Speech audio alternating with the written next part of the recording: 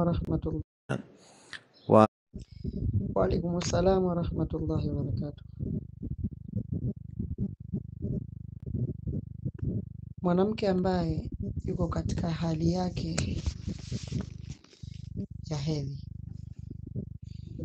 na imemdiriki yaumu Arafa katika hali hiyo, kwa hiyo hana uwezo wa kuifunga kwa kuwa Allah ndiye aliyekataza, au mtume wake sallallahu alaihi wasallam ndiye aliyekataza wao kufunga wakiwa katika hali za hedhi. Kwa maana hiyo basi, yeye huyo mwanamke ataacha kufunga na kuacha kwake kutakuwa ni kwa ajili ya Allah, na mtume sallallahu alaihi wasallam anasema taraka shay'an lillahi awallahu Allahu khairan minhu, atakayewacha kitu kwa ajili ya Allah basi Allah anampa badali bora kuliko hiyo au kuliko hicho kitu. Lakini pia siku ya Arafa sio kwamba ni kufunga tu.